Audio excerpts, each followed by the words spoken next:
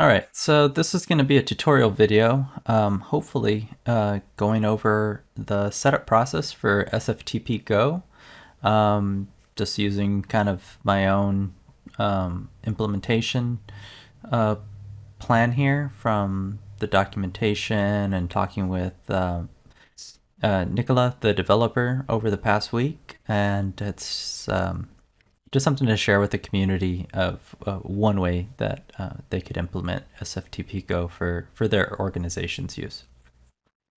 So to start off with, I'm already kind of on a server I've prepped. I already have a public DNS host name. I'll add that as well. Make sure you have a public DNS hostname already assigned to the server IP in order to take advantage of automatic SSL via Caddy. All right. So I've kind of listed the pieces here. So we're gonna need the SFTPGo installer for Windows. What's nice about using that as a starting point is that it installs SFTPGo, it adds a service entry automatically, and just is kind of quick and easy to get up and running that way.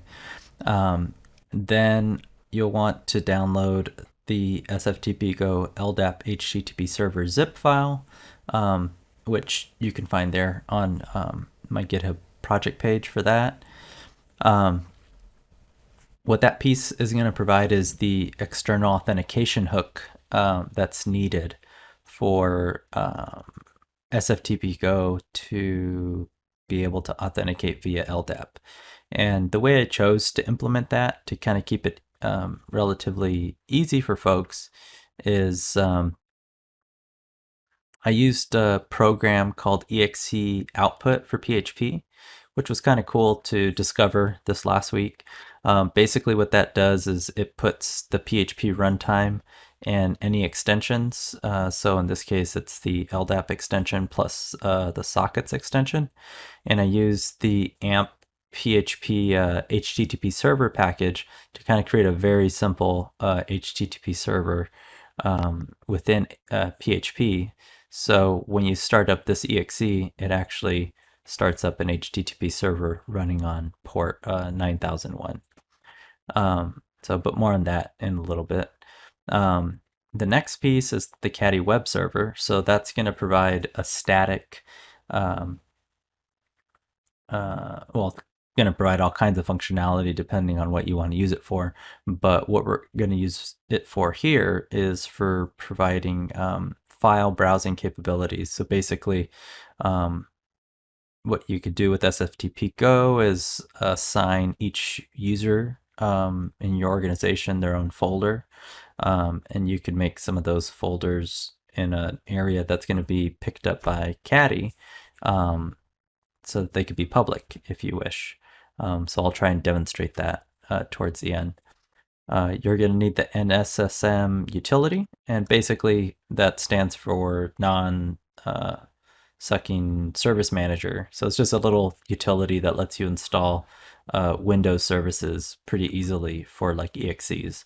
So we're going to use that for making a service for Caddy and making a service for the EXE for the Ldap HTTP server piece. And then the rest here are just like extra utilities for testing, right? So like when SCP is my kind of preferred SFTP client, you might prefer FileZilla or some other one. So that's going to let you test out the SFTP capabilities. Ldap Admin, I just kind of make a note here that, it would be nice if before you kind of proceed is you make sure that you can connect to your Active Directory services using a tool like Ldap Admin. So that's just for checking purposes before you proceed. And then of course Notepad++ is just kind of like my go-to text editor as well, for just kind of quick, simple edits like this. So that's kind of the prep work. And then of course making sure that you do have like a public hostname already assigned. You could do this really at any time, but that's going to be helpful since that's going to possibly prevent you from using automatic HTTPS with Caddy if you don't have that, because Let's Encrypt typically requires that mapping to already be in place for the DNS in order for it to issue that certificate. And then we'll go over these steps in more detail. I kind of have some, filler kind of example information here, which I'll probably touch on a little bit more in a second. All right, let's get started. So step one is going to be to install SFTPGo. I already have the downloader, the installer here, so I'm going to go ahead and run that. Accept, next, and actually here it shows that I could install it to the C drive. One thing I'm going to go ahead and adjust here is, and you don't have to do it this way, you can install it in the default location. I actually have some extra block storage that's been assigned to this VM. So I'm going to just bring it online and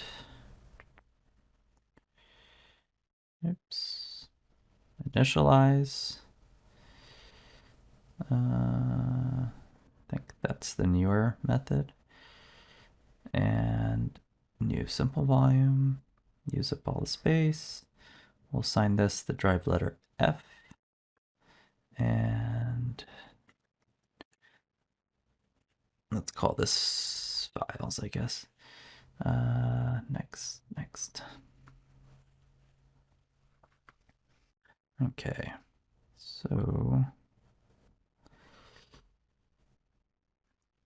basically, by having that extra block storage attached to the VM, now I have this extra drive, and that's where I'm going to kind of try and store all of this stuff. So I'm going to just do this as SFTPGo, and I'll actually make this all lowercase as well. You don't have to do this, but you'll kind of see why I do it a little bit later. Just it's more of like a consistency thing. Okay, next, and yep, that's fine. Install.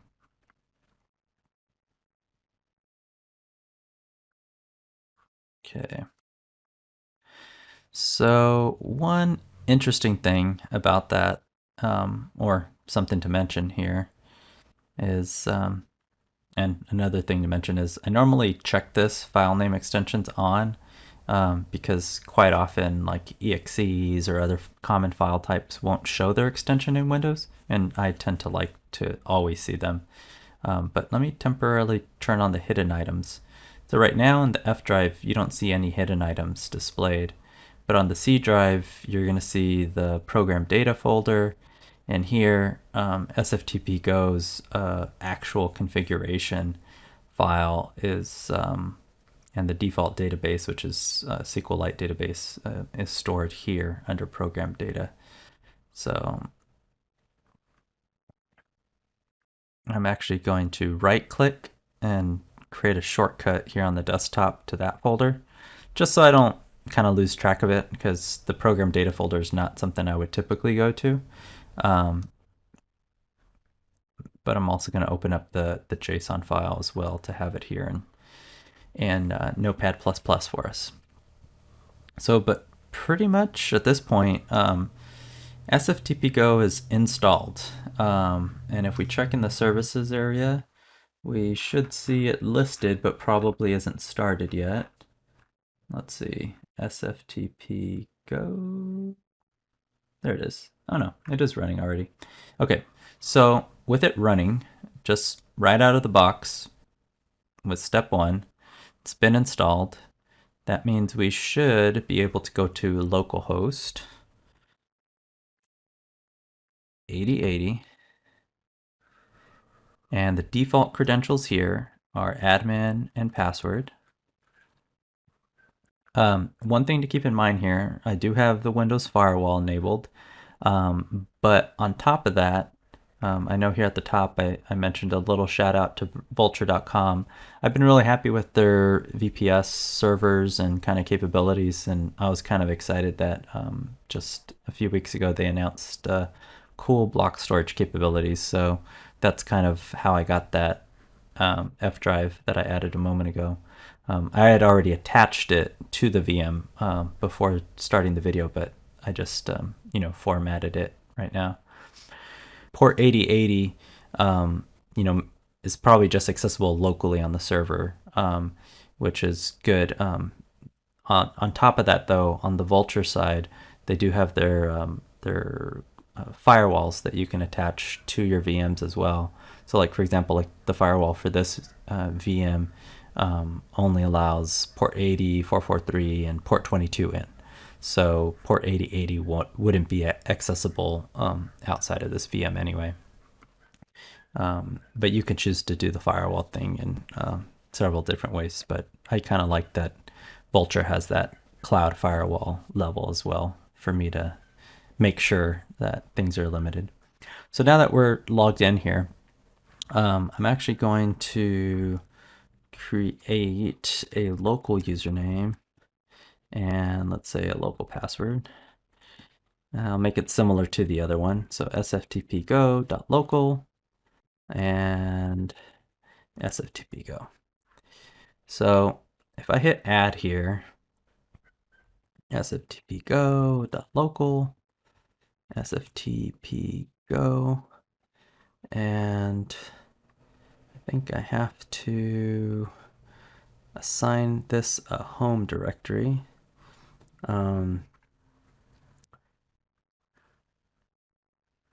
So what I'm going to want to kind of keep things grouped in here is under a files folder, which we'll talk about in more detail in a bit. But I'm going to create a local folder just to start with. And we'll call this flocal and sftpgo.local. Virtual folders, no, I won't worry about any of that right now. And I probably have to assign permissions like that, I think. Submit. Okay. So now with WinSCP, assuming everything is working, we should be able to do localhost 2022, since that's the default port as well for SFTP with SFTPGo. Okay, sftpgo.local, sftpgo, login. Okay, all right. So you could see that it logged me in. It automatically created the folder over here. And if I guess, move a file over from the desktop, let's see, like the Notepad++ installer, you could see that everything's working as expected. So this is with the local account, right? This is the default functionality within SFTPGo. The problem that you have with just kind of like the integrated kind of web admin area is that, well, most organizations have like Active Directory servers. So you might have a bunch of users that are already created separately, and you want to make sure that they can use a tool like SFTPGo. So you need like an Ldap integration.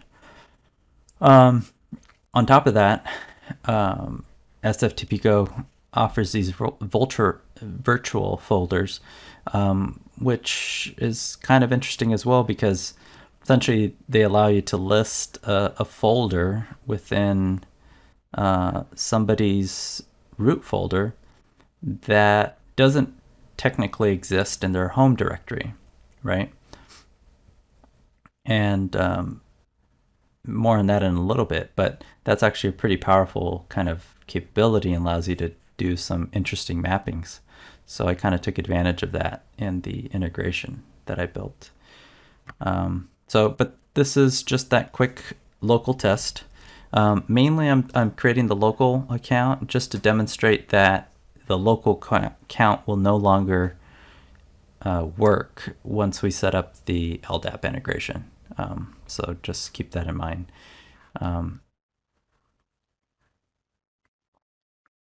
So I'll also cover step 2 here real quick. And basically, I'm only including this step as a temporary measure, and that's mainly because Nicola added in a capability for automatic folder creation, like if they don't exist on the file system already, for virtual folders. And I believe this is going to get rolled into the next 2.0.3 update once it becomes available. So he had provided a zip online for that, and basically what we're going to do here is we're going to take the existing files that are in that program data folder for SFTPGo, and we're going to replace them. So to do that, make sure you've stopped the service. And then in your program data folder, this is where the, oops, no, that's that folder. I'm looking at this folder. There we go. Okay, so from the program data folder, we're going to replace the static and the templates. You could back these up if you wanted to, but in my case, I know it should be fine. So I'm just going to delete them. And then I'm going to copy these two over. All right. I don't need to bring in the JSON file because we already have our existing one. So all I'm going to do is grab the exe and go over to where the exe is located, which is on the F drive here. And we're going to just replace that one. Okay. Okay. So with that little adjustment in place, now the SFTPGo instance that we're running should have that automatic folder creation capability for the virtual folders. So that completes step 1 and step 2. And I kind of already went through step 3 a little bit and step 4 by creating that local account.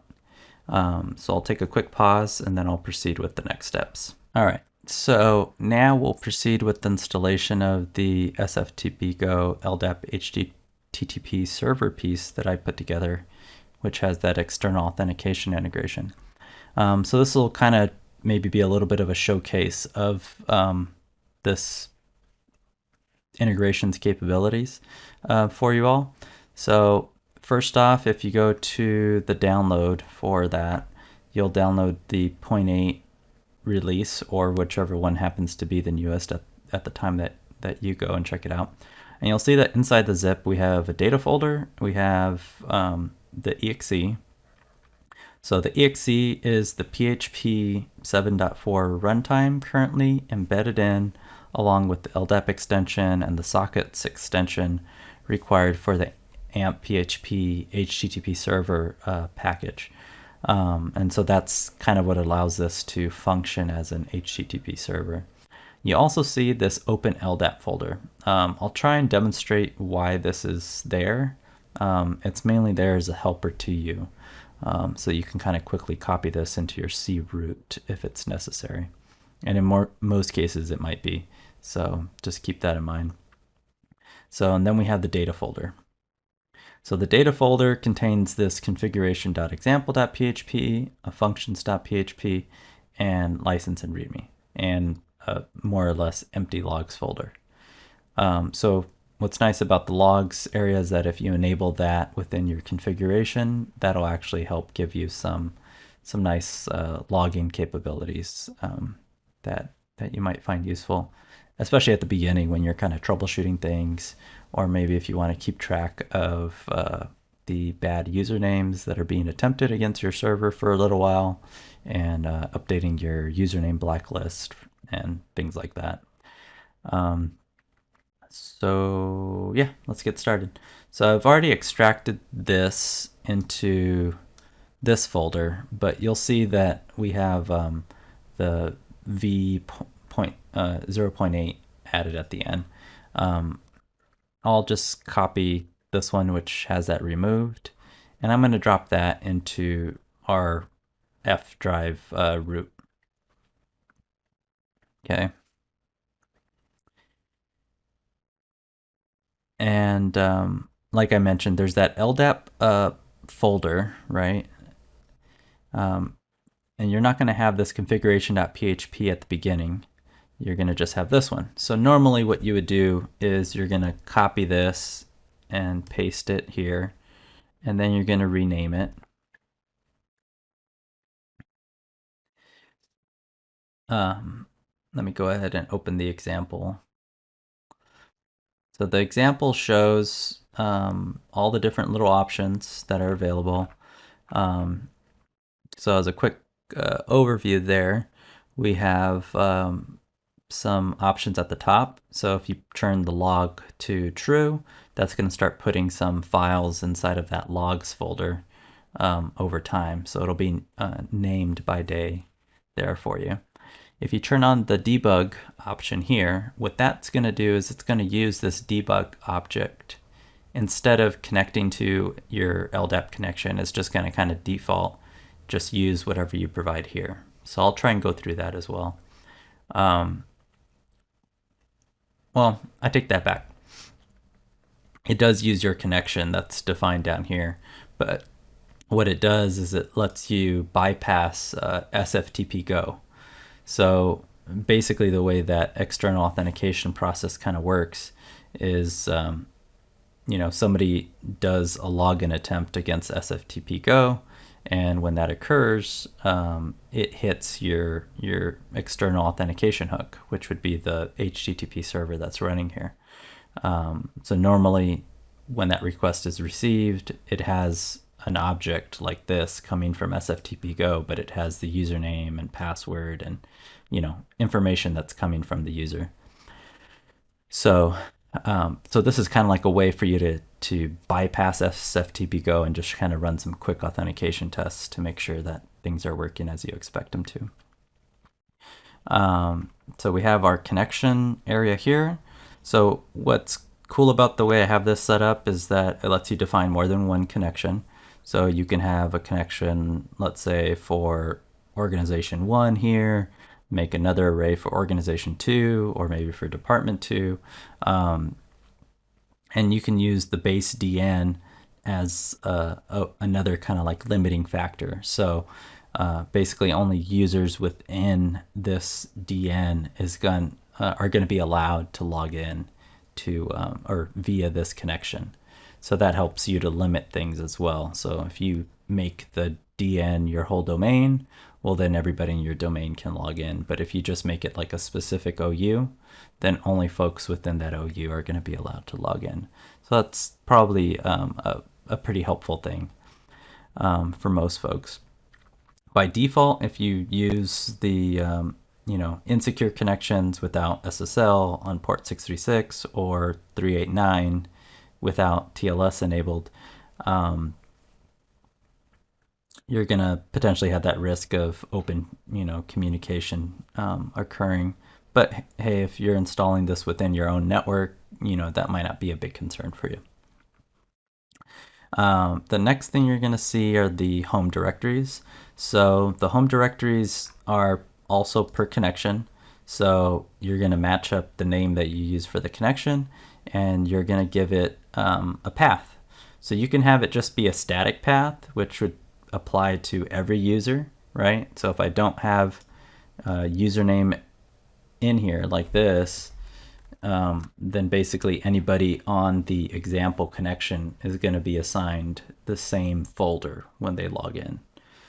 And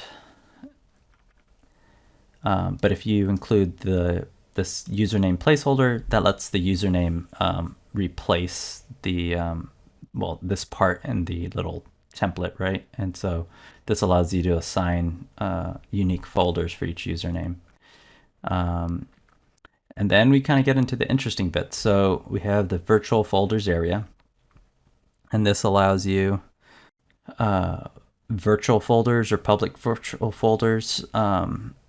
Well, just allows you to assign virtual folders, right, based on connection. So what's cool about that is that it does allow you to use those username placeholders again, but kind of give folks a consistent virtual folder name. So that's neat, and potentially really useful for folks. So one use case that I used that for was to have a private folder for each user, but also a public folder. And we'll get to the public part in a bit, but that's going to be tied to Caddy. So that's going to allow each username to have their own folder, and then they could log in and potentially create their own public website that way. So the next part is the default output object. So this is kind of like the data structure that SFTPGo is expecting in return. And some of this is templated. So for example, like username is going to get replaced automatically. The home directory is going to get replaced based off of what you have over here. And the permissions and all that are going to be fine. Some of this I probably should remove at some point, but the virtual folders are covered separately with what you have here. So this is the default output object, but if you want to have a different one for a specific connection, then you can have it named the same as a connection. Here I have default, but if I matched it up with example, then this object would be used instead of the default. And then as an additional layer, you can also have it overwritten at the username level. So you can have a specific output object used for a specific username. And then kind of like an extra fun example here is the automatic groups capabilities. So these were some of the last additions, but basically what they allow you to do is to allow for virtual folders to be created for the Active Directory groups a user is a member of. So the default way to use it would be with auto groups mode equal to false, which would make these allowed groups options take effect. And basically what that means is that you only have a whitelist of allowed groups that you're going to allow virtual folders to be created for. So this one would match a group name called example, and then it would create a virtual folder according to this mapping that's set up here. But an even better way to potentially use it is with auto groups mode equal to true, and the use of the group prefixes here, which ends up using this virtual folder template as well up here. And basically what this allows you to do is, rather than just having this set to true and this be empty, which would end up allowing all of your groups to be created, which could be kind of crazy if you have 40 plus groups or something on your user account. Having this prefix allows you to kind of semi-start fresh, but also have that automatic capability. So basically you could create new groups in your directory with the prefix.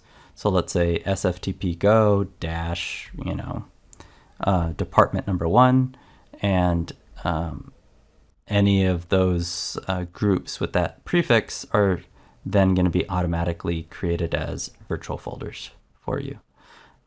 So I think that's a pretty useful feature.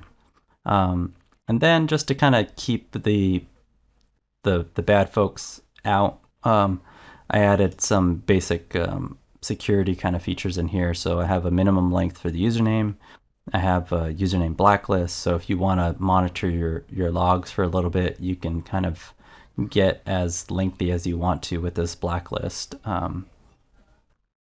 as well. But of course, SFTPGo also has their Defender capabilities as well. So you could potentially use both in conjunction together. So I've kind of gone over the example PHP file here. And, copying this area in here is pretty much all you need to do. There's not much else you need to do. Luckily, because PHP is kind of packaged up into this exe for you. I'm going to take just a quick break, and I'll come back in a moment and go over some more tests with SFTPGo Ldap HTTP server. Now we're going to try and run some tests. So we're on step 6, right? So we have hostname, base DN, username, password, port, and all that to configure. So in the configuration file, which is in the data folder, you have those things to configure. So, one other thing I kind of didn't mention is these capabilities. So, convert username to lowercase. So this kind of just helps to enforce consistency, especially when people can technically put like mixed case usernames in, and that just leads to kind of messy folder names over time if folks just enter in things inconsistently. So this just helps enforce some consistency there. And then domains to strip automatically also helps, because let's say if for your organization somebody can enter in like their full email address or just their username, what this kind of helps to do is just automatically strip out the domain part for them, and basically allows them to kind of enter either or. But for username purposes, we're only matching on username anyway. So like somebody couldn't provide a username if they wanted to. I guess that's a little bit misleading, but basically what I'm trying to say there is that when we're talking about username replacement for the folders that get generated, it'll only be the first part, of an email address or whatever that gets used. So yeah, I don't think the way it's set up right now, it'll allow like the domain to be in there. But anyhow, so this has all been filled in. So this is kind of like my little example. So right now I don't have TLS enabled or anything like that. What I'm going to do though is I'm going to turn on, I do have logging turned on here, but what I'm going to do is I'm going to turn on debug as well, and I'm going to plug in that same username that I have down below, and we're gonna see if we can run this manually, so you can kind of see how it works. So first off, I'm gonna go to the F drive and cd sftpgo -ldap. Okay, so here you see that we have the exe, so I'm just going to run it. That's all we have to do.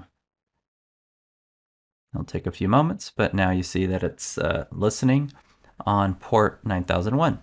So if we open that up here, localhost 9001, and hit enter, you'll see we actually get a little response back. So this is the response that SFTPGo is actually expecting. Let me see if I could prettify this for you. Process. So, okay, so we have status 1. We are returning the username back, and we have our home directory set. So what's cool about this is that if we go back into SFTPGo, F drive, files. Okay, so you can see that no folders were created yet here, which makes sense, right? Because we actually haven't passed anything back to SFTPGo. This was just kind of like a test kind of output. But if we were processing an SFTPGo request, we would have our home directory set here. So a new home folder would get created with an sftpgo.test subfolder. A And we would also be getting two virtual folders, _private, _public. And you could see their mappings right here. So we have the name that's getting created, private dash username. And then we have our mapped path, which is f files private sftpgo.test. And then similarly for public, we have public dash sftpgo.test and f files public sftpgo.test. And then we have _public for the virtual path. So what that means is that when this user logs in, they're going to have an _private and _public folder listed within their account. And up here in the permissions, you can actually see that they have all permissions for both of those virtual folders. And we've limited permissions to just list and download in the home directory. So basically what that allows you to do is to force people to put their files into either private or public and prevent them from putting any files in like their root folder. Additionally, you can see that we have a quota set to 100K files here, and you can see that both of the virtual folders are going to inherit that quota file setting based off of the current configuration. But you can adjust that, right? If you wanted to, you could go down here to the virtual folders setup.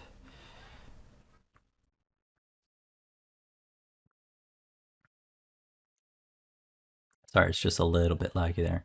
So you could change these, right? So if you wanted to change this so that under the private folder, they could only add 10,000 files, then you could you have to make sure to change this -1.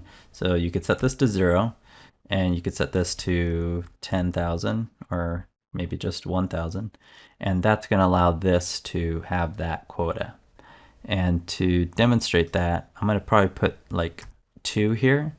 That way, maybe when I connect in a little bit, you'll be able to see what I'm talking about for that limitation being in place. So I'll go ahead and save that. And one thing to keep in mind is that since this is a server, which is a long-lived process, if you make a configuration change, it's not going to take effect until you quit and restart the server process. So once we have this set up as a service, that would mean restarting the service. But yeah, hopefully this kind of gives you just like a quick example of how things work with the debug situation. So it just gives you kind of like a quick feedback kind of option. So if you get a response here, like it was able to authenticate via Ldap, it was able to do its thing. And that's another thing to show you. So under logs here, you can see that we have, these are older logs. So if we go, well, actually, let me do that one more time. Delete that. Refresh.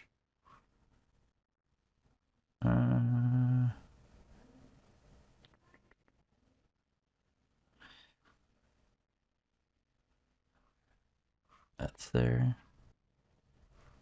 Maybe it doesn't like that I deleted that file. Let me try it one more time here.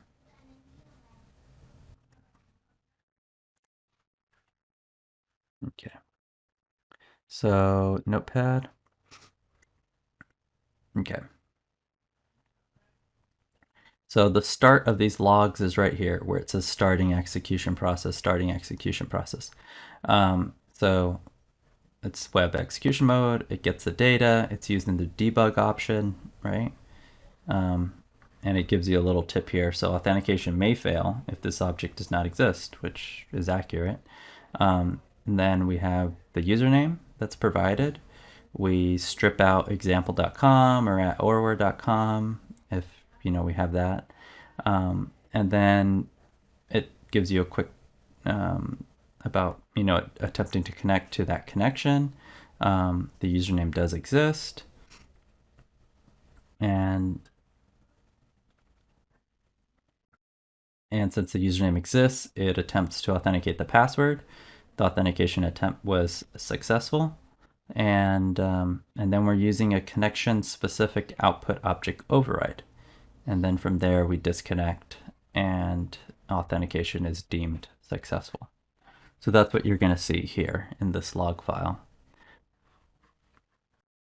So both of these options can then be turned off, for production, or if you just want to keep logging enabled for a little while, you could just turn debug to off. And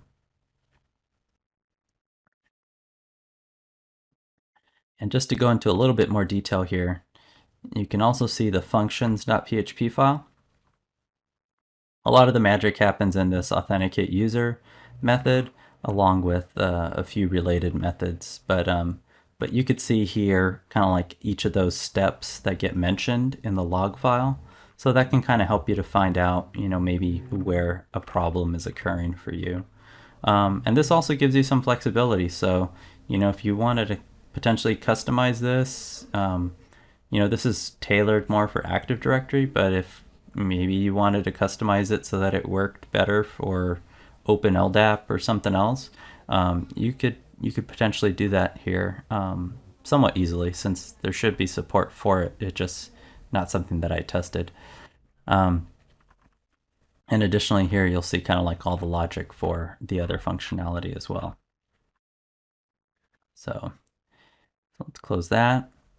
Okay. So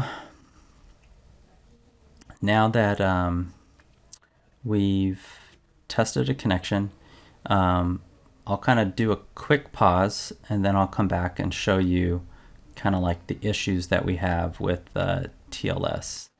And I'll go ahead and leave this enabled as well for the moment, and I'll be back in just a second. Okay, so for this video, I kind of want to show you the TLS option and like an issue that you might run into with trying to enable that. So as most of you probably know already, for Active Directory, you could use port 636 and SSL set to true as one option. But the other option is port 389 with TLS turned on. And if you set that to true, and that's true, okay, let me go ahead and start this process back up. If I refresh here, you'll see I get a 500 error. And I don't know if I get any more details here.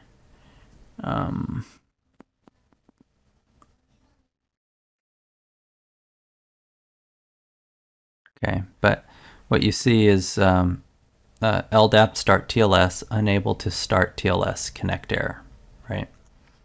So that is exactly the issue and reason why inside of the zip file we have this open Ldap folder being provided.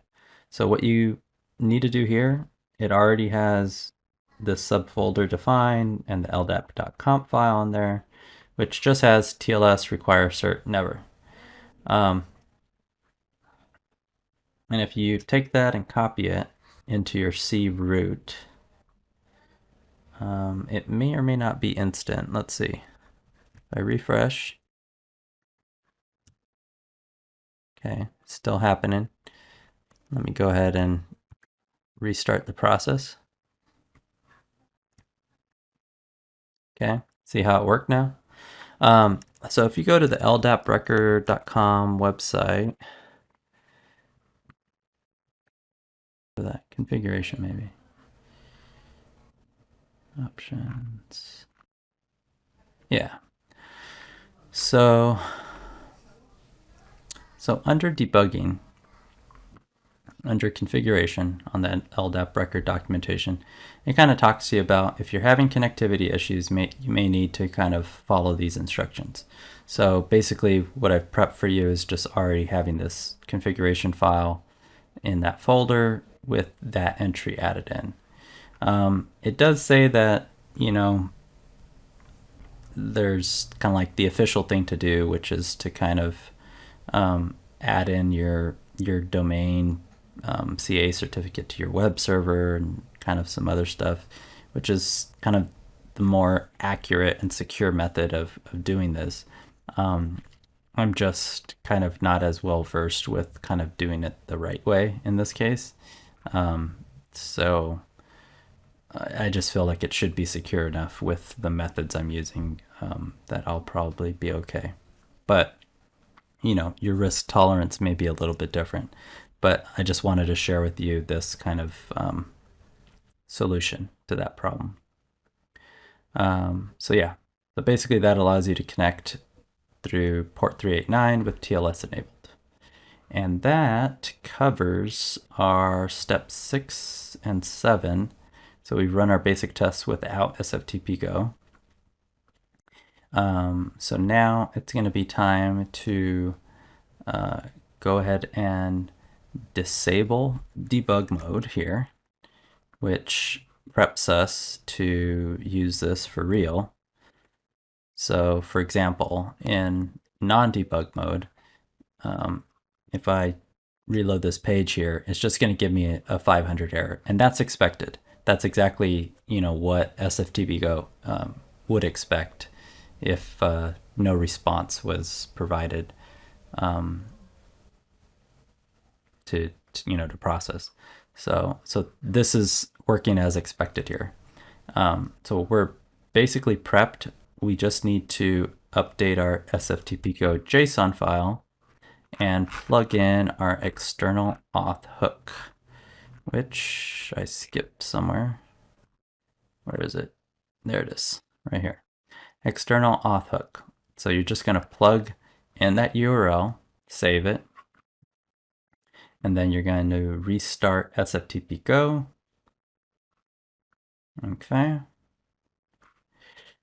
And so you remember earlier I mentioned that the local account, right? This one was going to stop working, right? So if I do localhost 2022 sftpgo.local and sftpgo and try and log in, it no longer works, right? But since we're logging our attempts, we could see here that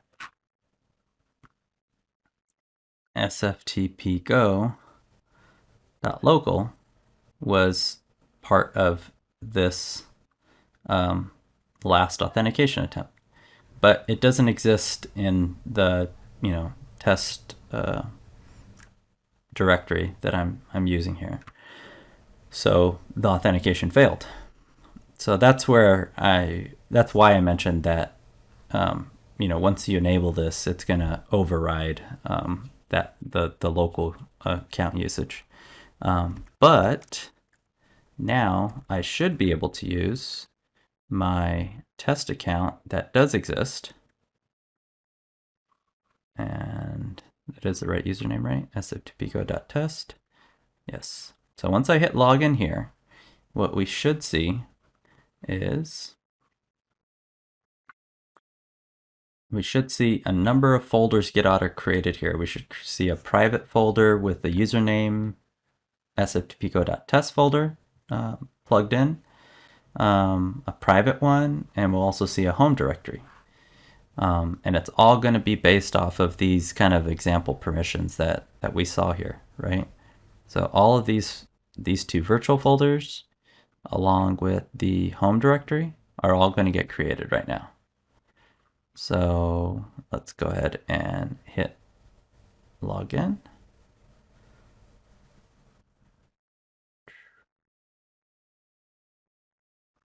Voila. So here we see home, my username, empty, private, username, empty, public, username, empty. So a couple demonstrations, right? So we're not allowed to put anything into the root, and that's because of the list and download permissions only being allowed here. But we are allowed to upload files into private and public. So for private, I had that limit of 2 files, I believe. So let's see if it works. So I can upload 1 file. And I could try uploading 2 files, but let me try and upload 3 files. See, it's denied. And it kind of gives you a reason here, so it's probably exceeding a user disk quota. So abort. And then if I go to the public folder, I'll do the same thing. 1, 2, 3. And this one's inheriting that 100K setting for the home directory. So you can see that I could easily add 3 files in there, no problem. And you can see that those are reflected on the file system, just as expected. And everything is working exactly the way we want. The only thing you don't see right now is a groups folder, right? So groups have not been enabled yet, I believe, in the configuration. So if I come back here to the configuration, scroll down a little bit,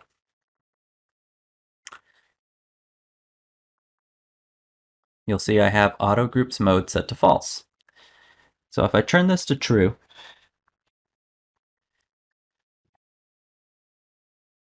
and I do have a prefix defined, and I do have 2 groups, I believe, that I kind of prepped ahead of time that my test user is a member of. So when I log in again after restarting the service or server process, you should see the groups listed, right? And it's going to be created according to this template here. So I'm going to close that and restart it. Okay. And now all I have to do is just reconnect. So localhost 2022.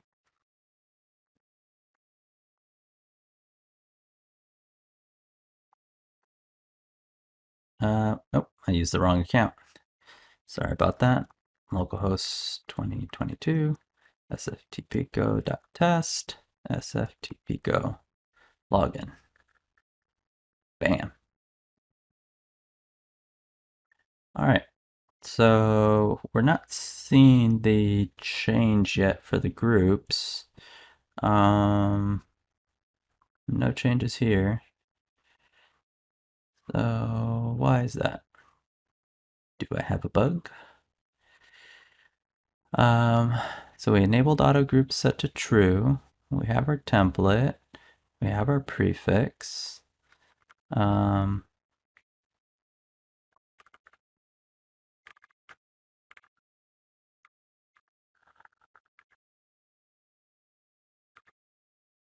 Okay.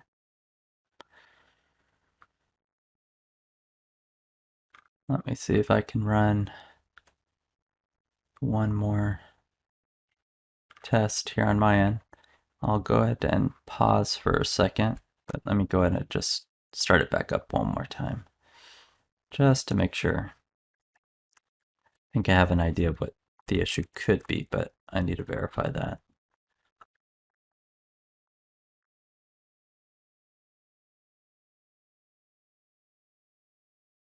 Yeah, so no change. Okay, give me a second. I'll be right back. All right, I'm back. Okay, so yeah, it was something dumb. So all of this is fine. Auto groups mode is equal to true, and the prefix was correctly being applied, and so was the template. The problem was that I forgot to add this test user into the groups that I had created for testing. So it was doing exactly what it was supposed to, which was this test user is not a member of any groups, so nothing was added. Now I've added him to the groups, or the test user to the groups. So now I'm going to restart things, and we're going to try it one more time. So this time it should be successful. And test SFTPGo. Bam. All right. So now we see a groups folder listed, and we'll see the 2 groups that I'm a part of. And based off of the template that we see here, each of those groups is allowed 100,000 files, right? So I can make an adjustment here, and that would change things. But yeah, this is pretty cool. So now I can add in some files here, and then we'll see here under the files folder, now we have a groups folder. We have one for each group. and I added this to group 2, so now we see the same files, right? Pretty cool. So I do like that. So as I was kind of, envisioning how I could potentially use the virtual folder capability combined with groups, this seemed kind of like the most logical potential use case. One thing to note is that the template here is actually a nested array. So what that actually allows you to do is to do something very similar to what I did for the virtual folders, which was have like one for public files and one for private files. You could potentially do something similar for your groups. So you can actually have like one set up to be for like publicly accessible group files, and maybe the other one to create private group files. And then if you tie that with Caddy, which I'll be getting to in a moment, you could then have like little mini sites created per group. So yeah, there's a lot of kind of cool stuff you can do with kind of like this combination of capabilities here. So pretty exciting. Hopefully others will find some cool use cases for it as well for their own needs. So that covers this piece, step 8. I think that kind of covers step 9 as well. So now we're kind of getting towards the end of this, I guess, exciting demonstration video. So let me go ahead and take another quick pause, and then I'll kind of come back and we'll start experimenting with Caddy. All right, so we're gonna start experimenting with Caddy. So just as a quick recap, here under the files folder, we have things organized like so. So we have folders for the groups, we have folders for the home, which currently we have limited to not allow like any files to be put under this area. And then we have private and public. So what we're going to want to do with Caddy is to use this public folder as kind of our site root. And then that's going to allow any files placed under here, which is, we're going to have a folder for each username.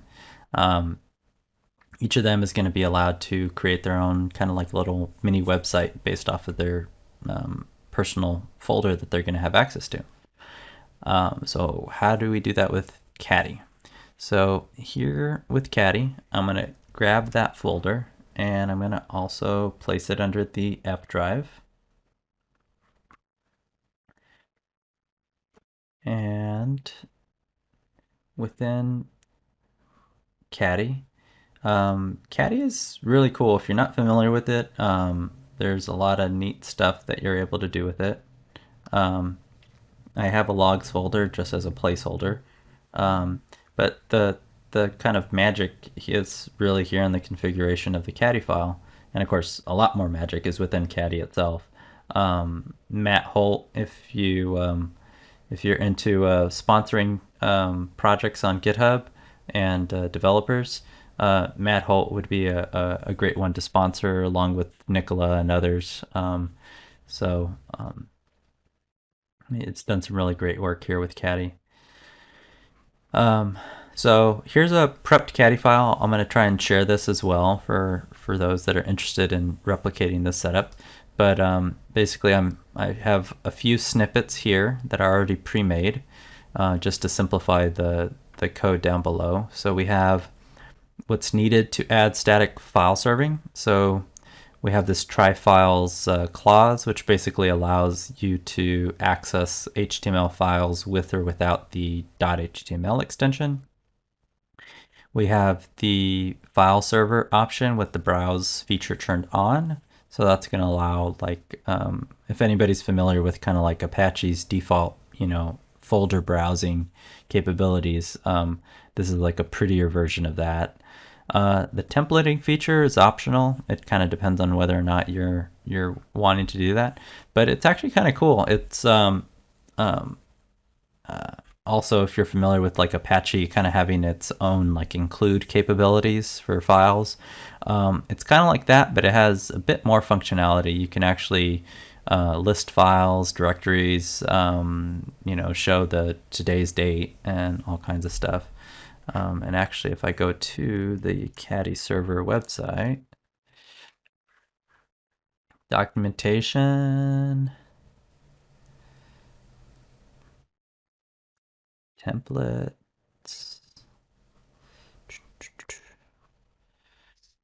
So the template directive, it says all Sprig functions, which is kind of like a little template language. But then all of these capabilities listed here are all things that you could do with it. So you could really make a pretty dynamic static HTML website, with the simple includes that are available here. So definitely worth checking out.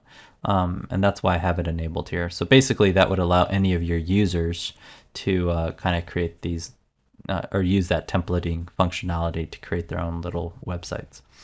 I do have compression turned on here and just a simple error handler. So if any errors are encountered, which you can create if you have any errors in like your templates, you'll just kind of get some simple status code message there on the screen.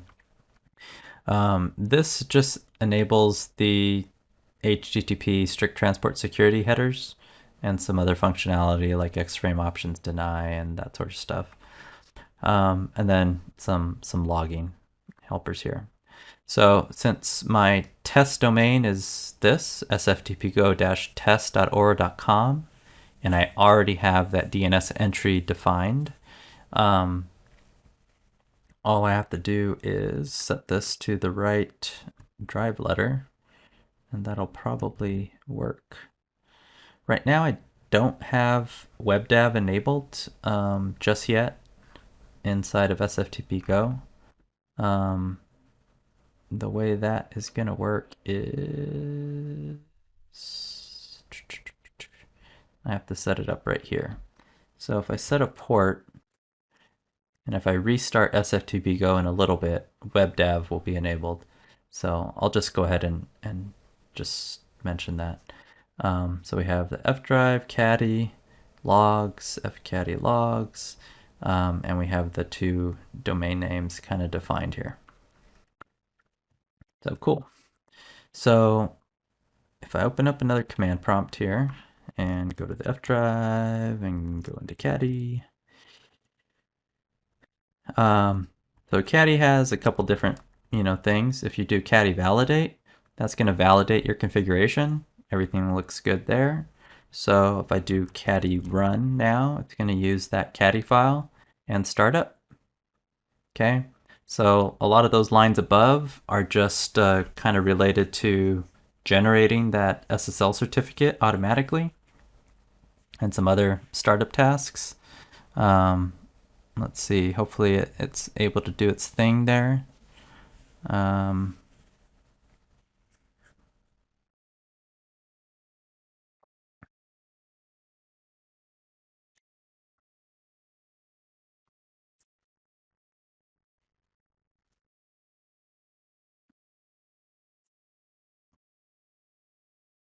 Still trying to, I think, issue the certificate from what I can see.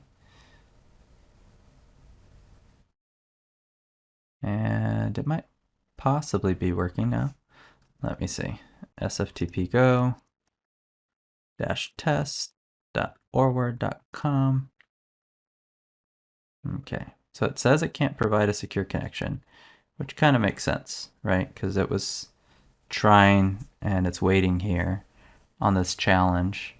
And it might just be taking a little too long. So let me try quitting real quick and try running one more time. Let's see if it's a little bit faster. Okay. All right.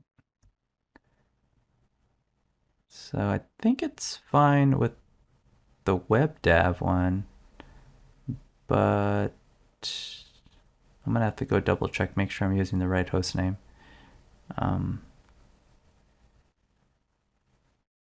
Should be right. That's the name of the server here, sftpgo-test.or.com. Okay. Well, I apologize for that potential issue. Okay, well actually here it says that we have a likely firewall problem. So this is actually a good troubleshooting situation. So let me kill that. So more than likely, well, we have the Windows firewall, right? So the Windows firewall does need to have Caddy to be allowed. So allow another app, browse, and Caddy, add. So Caddy is now allowed. I think public should be fine. Let's try it one more time.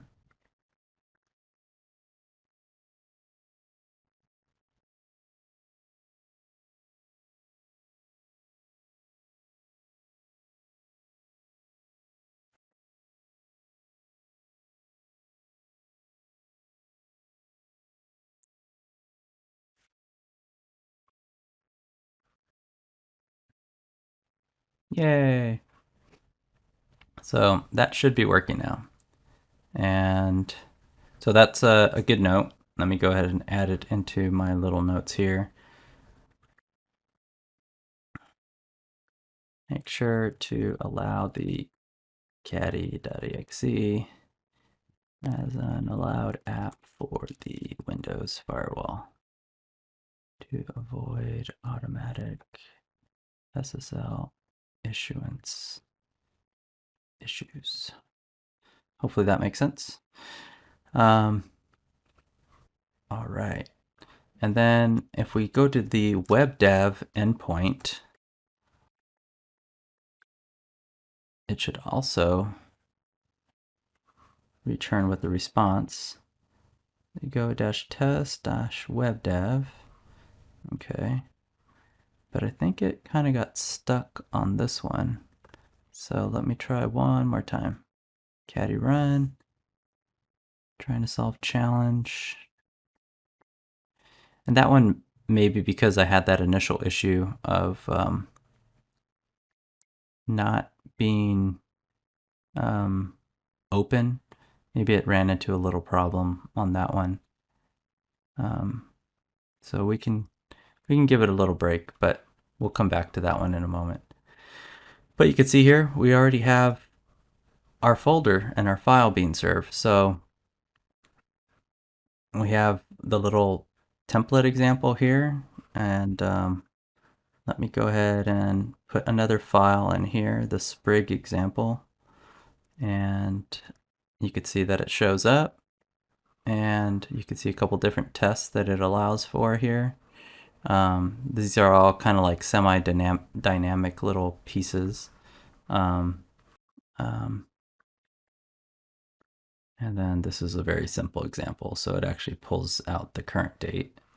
And that was what you saw on the previous page here. You see that it pulled in the current date.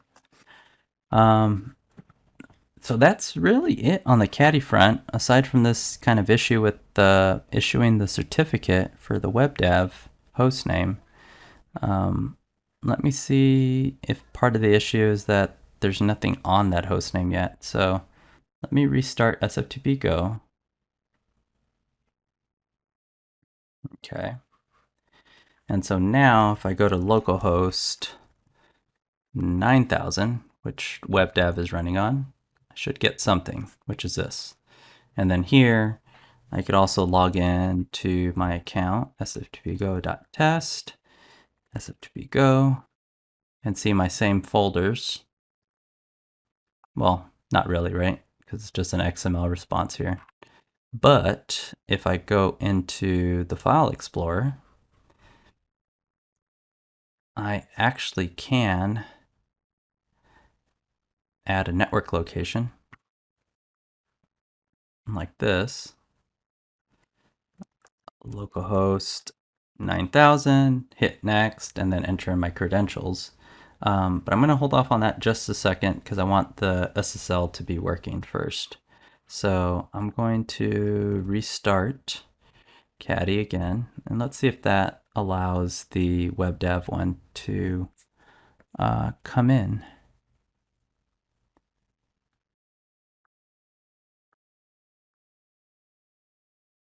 Okay. It does seem like it's waiting on something, so I probably have to wait a couple minutes on that. Either that or I need to go create another DNS entry and then come back. So, but it's probably just because it takes a couple minutes to allow you to try again after it's failed a few times there. So that's more my fault. I should have opened up the firewall rule first and allowed that to be prepped before attempting to bring up Caddy to avoid this issue. Let me go ahead and pause for now, and then we'll come back in a second. But yeah, that's how you can use Caddy to just kind of create a simple, where do I need to go here?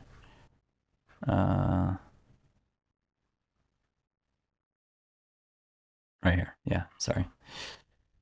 To create a simple static, set of folders. And well, I mean, you don't have to have it, with folders. You can have it just go straight to a site with files as well. But the way I have it set up is, each user would get their own folder, and then within the folders, you could have like an individual little website if you wanted to. Okay, so that covers most of configuring Caddy.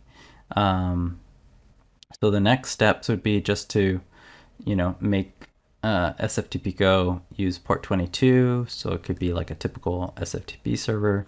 And then you could have the service set up, and then we'll be done. Okay, I'll be back in just a moment. Okay, figured it out. So I think it was actually another mistake on my part. I went and checked, and I didn't have a DNS entry for SFTPGo-test-webdav yet. So it should hopefully work now if I try one more time.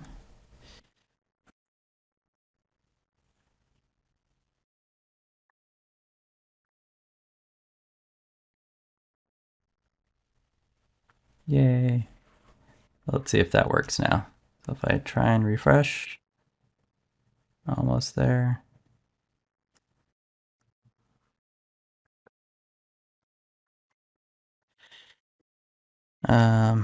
Might need to try my ping over here.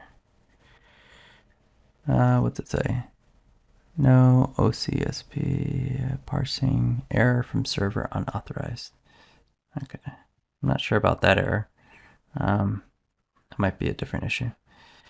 But let's try ping SFTPGo. Well, let's do ipconfig flush DNS. Okay, and then try this one more time. Come on. Doing so well. Hadn't run into any problems. There we go. All right. All right, I guess it just took a few extra moments there. Okay, but now it's responding. So now if we log in using our test account, we'll see we're on a Let's Encrypt, well, 0 SSL in this case, certificate. Okay, sorry that took a little bit longer, wasn't expecting that. But now I can show you the WebDAV integration in Windows. And based on Nicola's notes, it sounds like there's a client for Mac and Linux as well, so it shouldn't be an issue that anybody has using. webdev.org.com and next.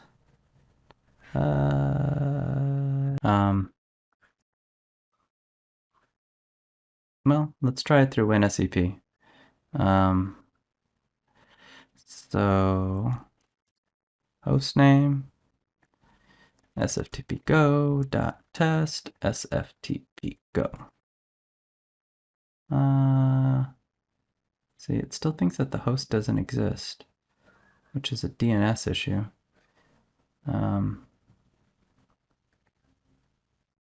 Okay.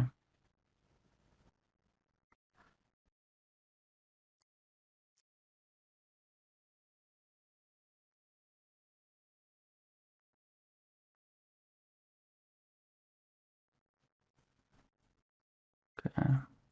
Not entirely sure why that's happening. Okay, SFTPGo -test-webdev.org.com. Okay. In any case, I'll come back to that one. I know it's kind of taken a little bit extra time here to test that out, but I'll come back to it once I sort out that. But the issue is really just DNS related. I just added the entry a couple minutes ago, so maybe that's part of the problem. The DNS entry is sort of propagated because we were able to get it to load here, but for some reason the operating system doesn't see it. So maybe I'll try a quick reboot just to fix that issue. I'll take a quick break and then I'll come back and we'll do some of this final setup, setting up the services for Caddy and our HTTP server process. Okay. Okay, so we're getting to the end of the video, or at least the tutorial process here. So I'm going to make some adjustments to SFTPGo, which are to kind of make it a little bit more production centric. So I'm going to switch the port that it runs on to 22, and then I'm also going to enable the defender setting to true. And of course I can make some additional adjustments here as well, but that's kind of like the basics of what I want to do right now. And to make that take effect, we would just restart SFTPGo.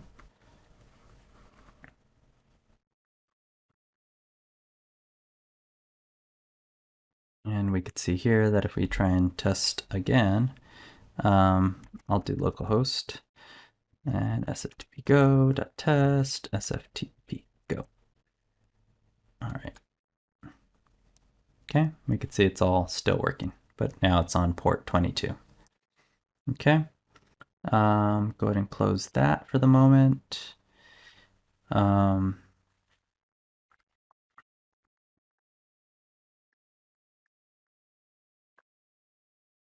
Okay, so here you can see that the entry is working fine for this host name. We can't use this host name for WebDAV because this is being served by Caddy as like a regular website, right? Caddy recognizes this host name. That's why we have to use the WebDAV one for the other purpose, but we have to wait for that DNS to propagate still, and that's taking a little while. So we'll figure that out in a little bit. So we want to set up services for this HTTP server. So to do that, first I'm going to go ahead and kill that process for the time being, like that. And then I'm going to I'll open up one other command prompt here. Go to the F drive, cd to Nssm. Oh, I haven't copied it over. So back on the desktop, we have Nssm. And you can get that off their website. And what I've done is I put the 64-bit version just into its own little folder here. The file that you get from their website has both the 32-bit and 64-bit version, but I just grabbed the 64-bit. So you want to plop that as well onto the F drive. Okay, and now that that's there, I can cd into Nssm. And all you got to do here is Nssm install and then your service name. So I can call this, you know, Caddy service, Caddy server, Caddy.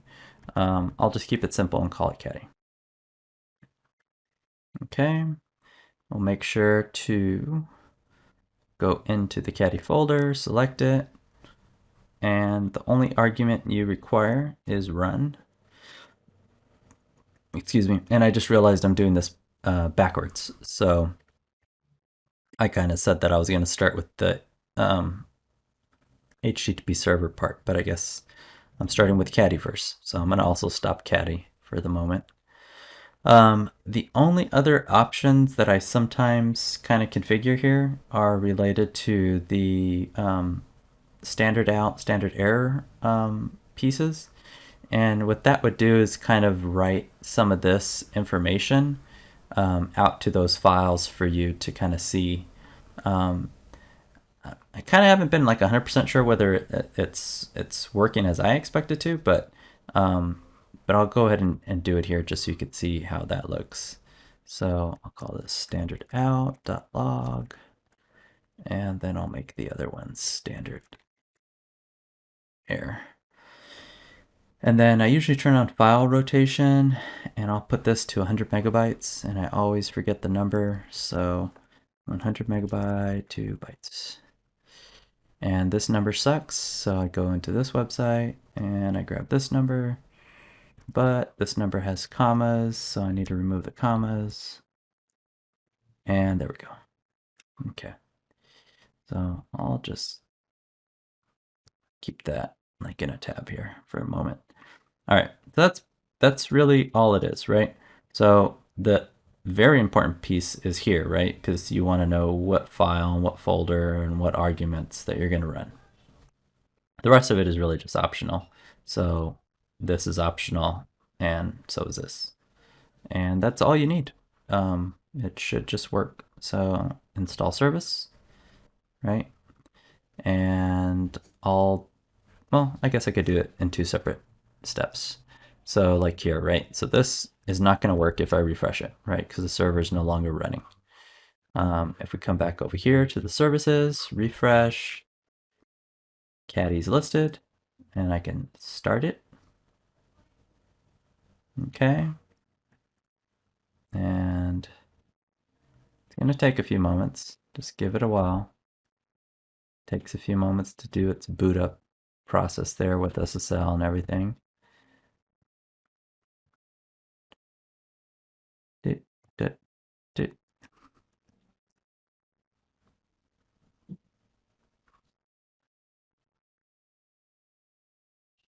Bum, bum, bum, ba-dum, bum, bum. Let's see. And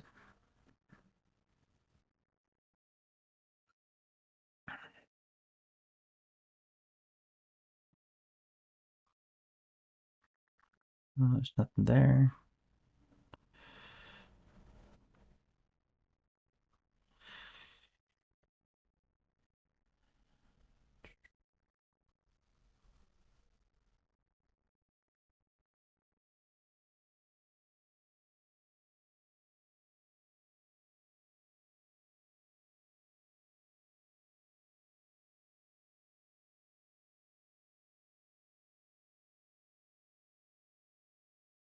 Okay. You can see it's working now. And this one still has an issue, but that has to do with the DNS situation. All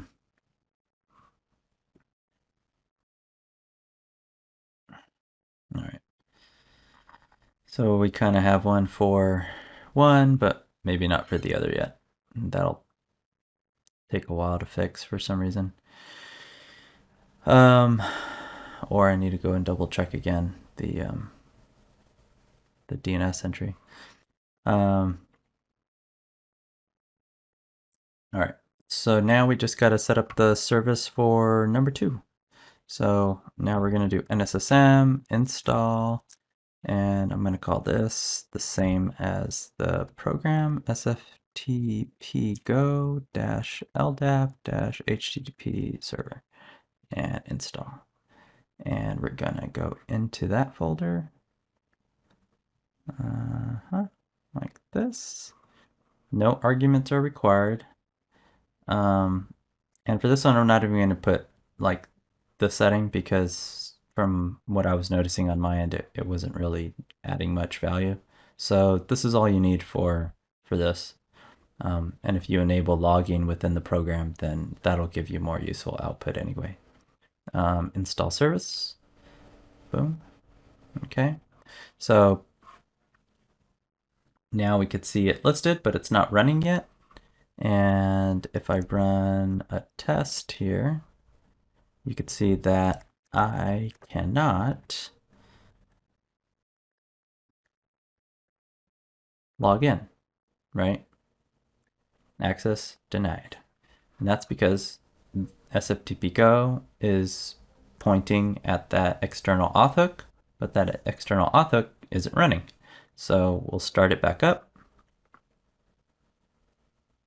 Okay. And if I just make sure I type in the password correctly, it works. I was able to perform the authentication process and do its thing.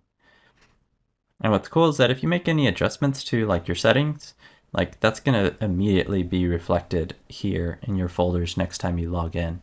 But it does require a disconnect and reconnect. The only other tip I can provide is here within your web users area. You know, I had that local account before, right? So that's going to stick around. So I'm just going to delete that one because I don't need it anymore. And the only other thing I'd kind of recommend at the moment anyway, since this might be a future improvement in the software, but the folders in particular here, the paths aren't going to update if you update them in your configuration.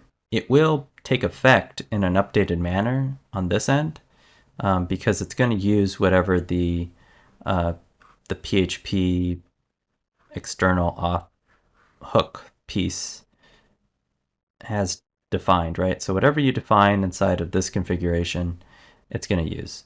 And sorry if this one out here is kind of confusing. It's just kind of like a placeholder for like my master copy so that I can kind of copy it in as needed. But on your end, you're probably not going to have one out here. So anyhow, that's my little tidbit there. So that's it on that front. Let me just do one more test of this piece.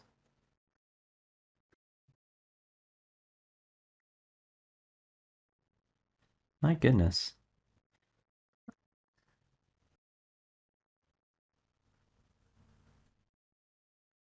I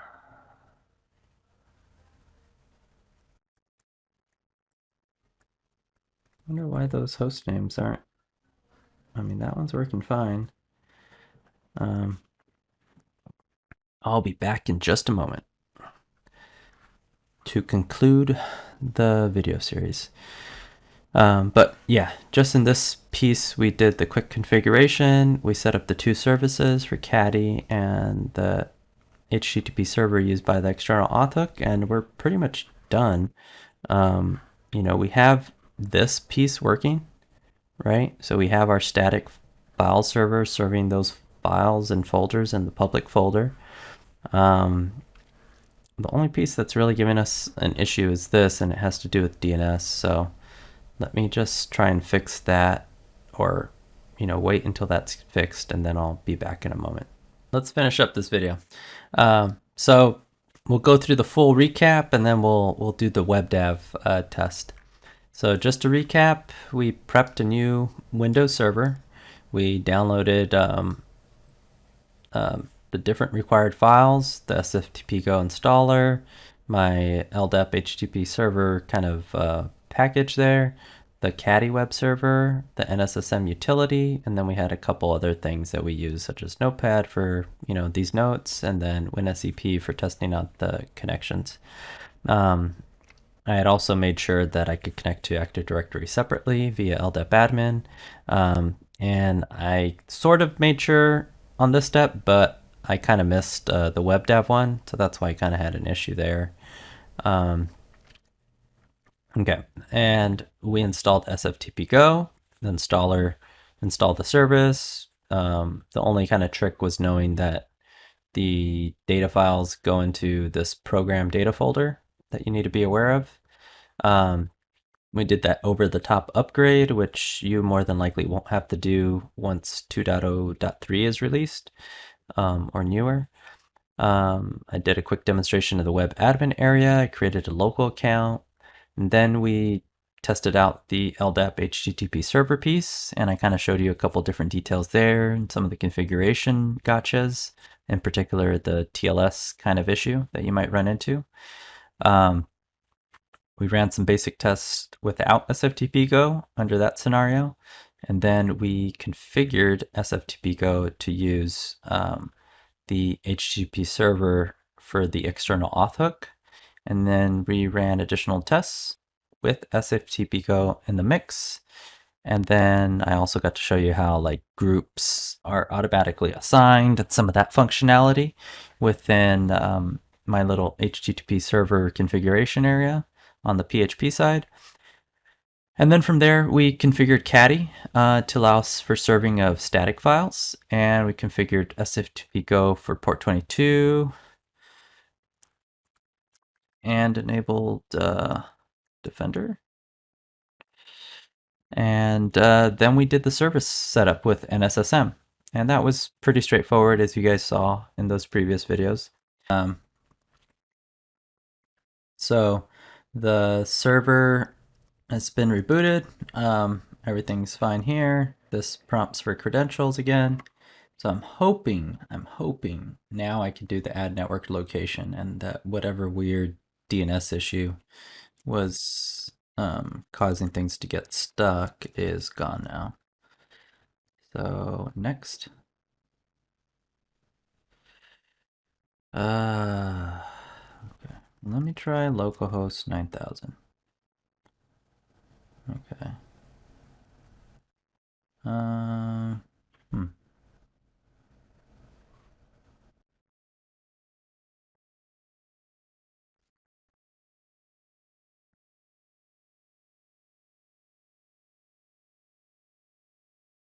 Maybe there's some other issue going on here. Okay, let me try from SFTP. I mean, WinSCP one more time. SFTPGo. Well, we already know SFTP is working.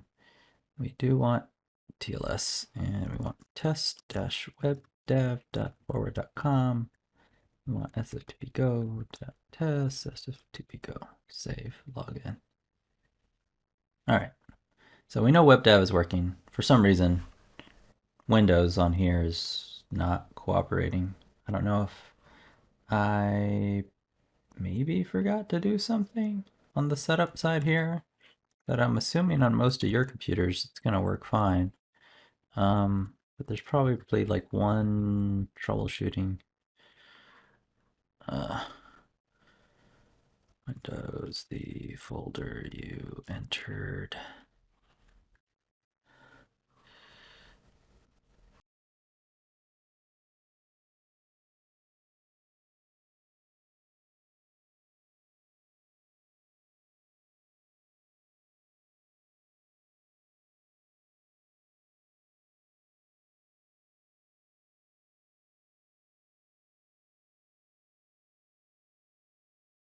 Okay, let's see if this shows up. Web client services.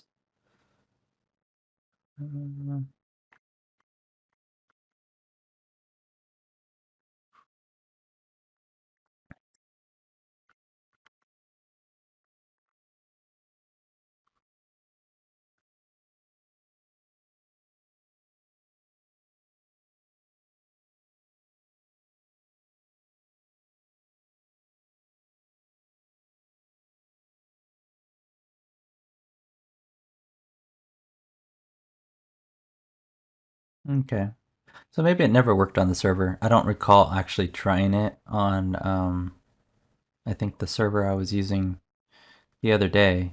So maybe I misinterpreted that. Maybe I had done it on my own PC, and that was what it, on Windows 10 it should be working. So because if it only comes as part of the desktop experience, then it wouldn't be part of the server install.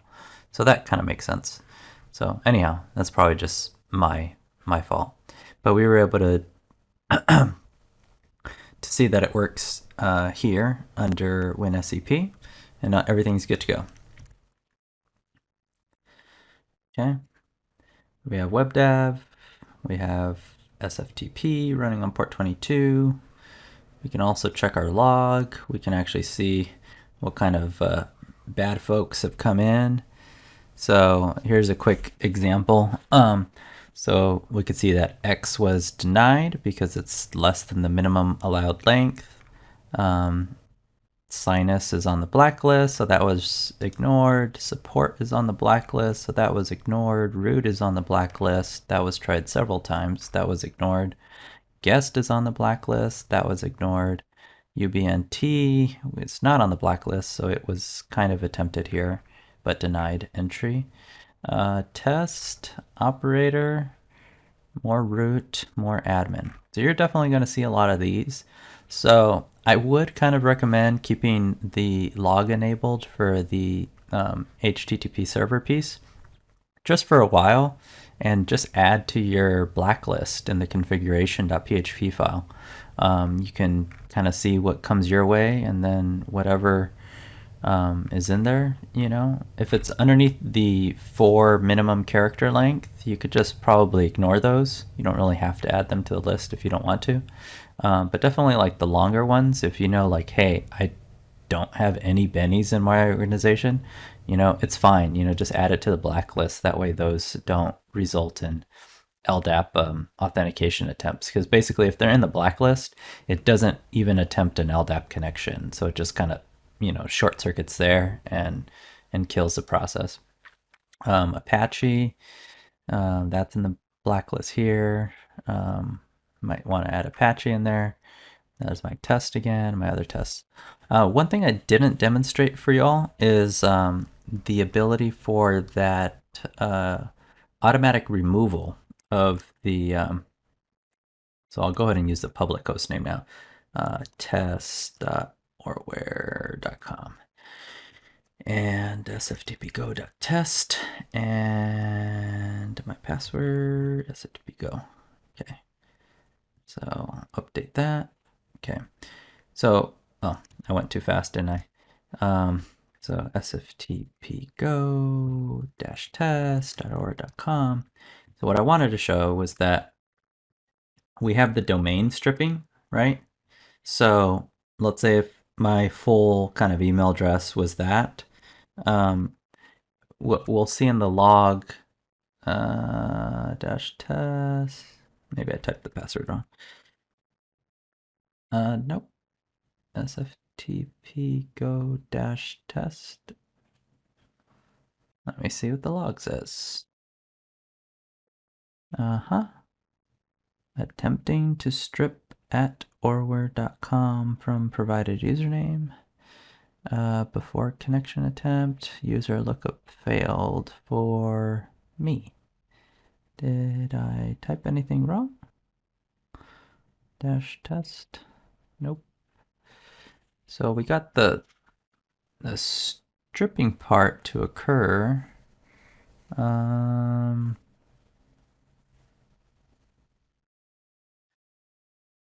But for some reason didn't process correctly.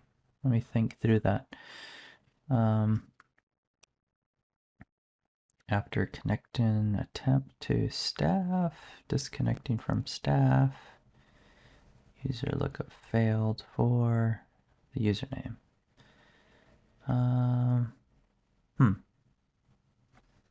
So if we look at our PHP file, we could kind of trace through it to understand it a little bit better.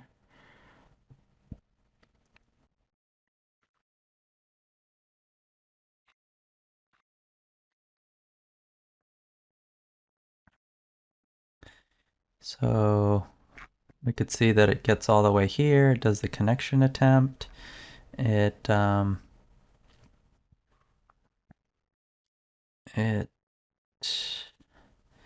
it gets to authentication failed for it. Let me see. SFTPGo. Oh, that's right, because I need to do dot test. Duh. Oh my gosh, I keep on making mistakes here. I got the host name and the user account confused. So the host name is sftpgo-test. The username is sftpgo.test. sftpgo. And let me go ahead and add orware.com again and hit login. And yes, that should work. So this error was accurate because that account does not exist. This account does exist, and you could see that it's allowed to authenticate. And then you could see that at orware.com was correctly stripped off because it's listed as one of those domains to automatically do so. The reason for that is that, it's going to help make your logins work for one thing. So the way functions.php is written, it's specifically looking at where is it?